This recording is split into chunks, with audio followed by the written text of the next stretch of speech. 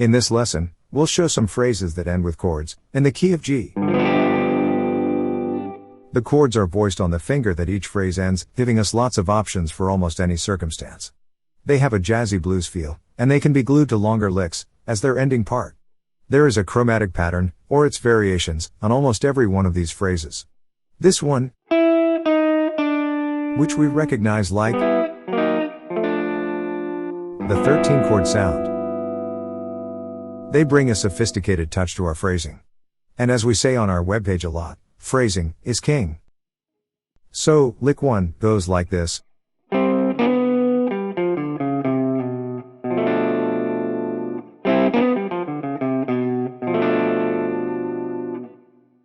We're in this position of the G major chord. And we end with this chromatic pattern. And on the index finger, we conclude with this chord. The B, half diminished chord. Which is actually the same as the G9 chord. So, once more. This is basically a G dominant 7 arpeggio. For this position.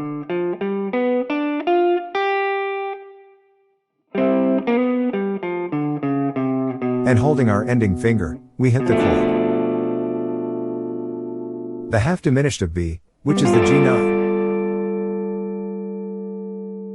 You can download the tabs for this lesson on our website, www.bluesmodusoperandi.com, for the small price of $2.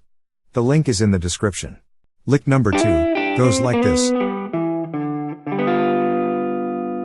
So, starting in this position, like this.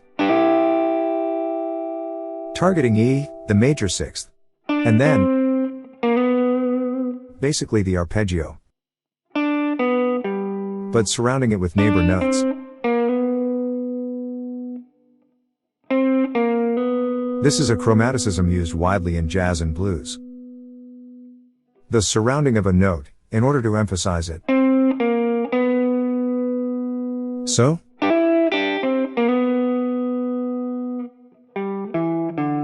And here, we have an E minor arpeggio. Let's talk about it. E minor and G major are relative scales. E is the relative minor of G major, so they have the same notes.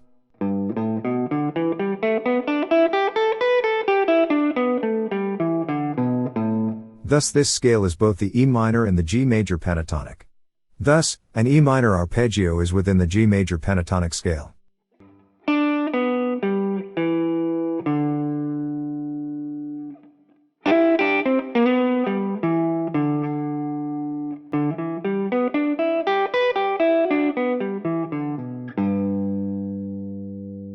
So again? And from our last finger, closing with this chord. What is it? We all know this voicing for the E dominant 7. We move it over to this position.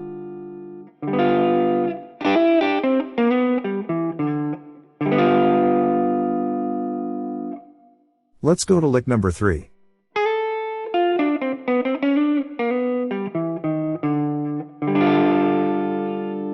Looks a bit odd. Sounding a lot like a D minor, whereas we're in G dominant. Let's break it down. Does a D minor fit in a G major chord?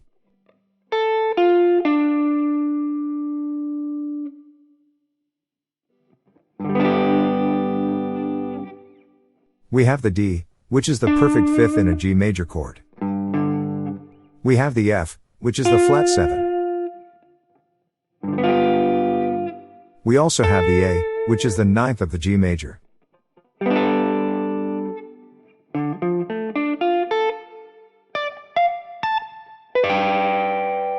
So, basically, it's like we're playing an arpeggio or the chord tones of a G9.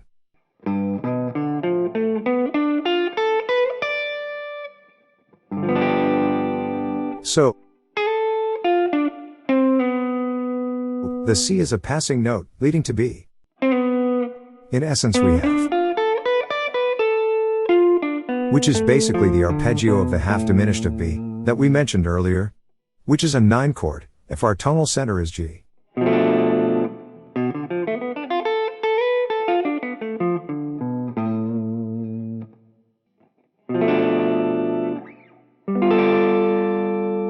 In our course, The Major Blues, there is a dedicated chapter, analyzing everything about chords and harmony of the major blues, and all this is explained in thorough detail. So, chromatic.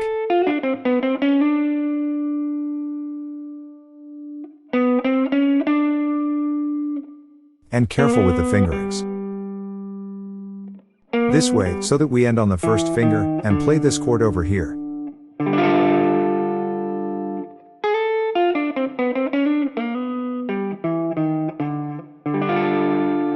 And slower?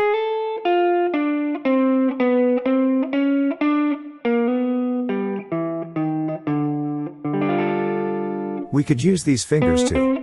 Whatever suits us.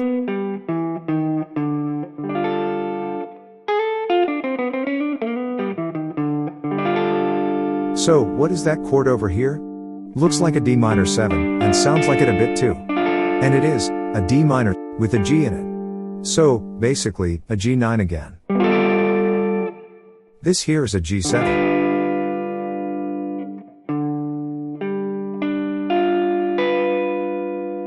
We trade the B for an A and we have a G9.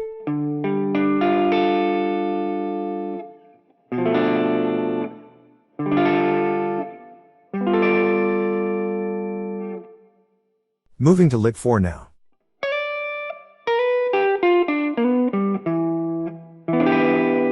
Lots of elements again. Starting with the perfect fifth. Chromatic slide to the BM.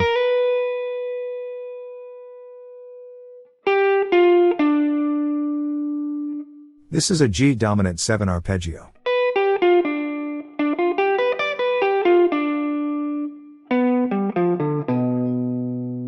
This is the whole arpeggio. But we only play a fragment of it. And landing on E. Because this is actually an E minor, which is in fact the G major pentatonic scale. We're in the third position of the G minor pentatonic.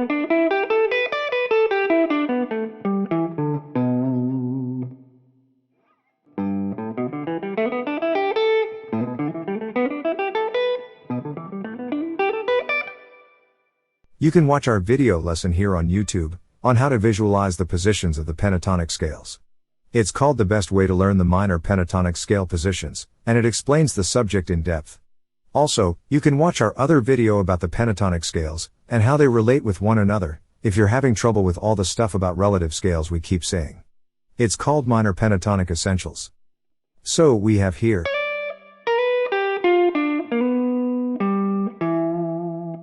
it's a combo phrase. G dominant arpeggio, followed by a G major pentatonic scale part.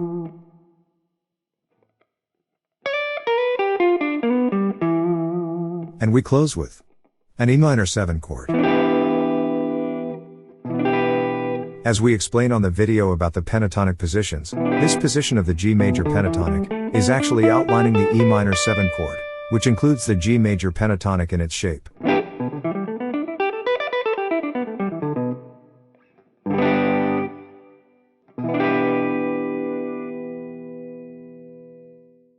Don't miss the second part of this video, where we analyze 7 more licks like these. We hope you enjoyed this video, and that we'll see you again, for another fun lesson on the blues guitar.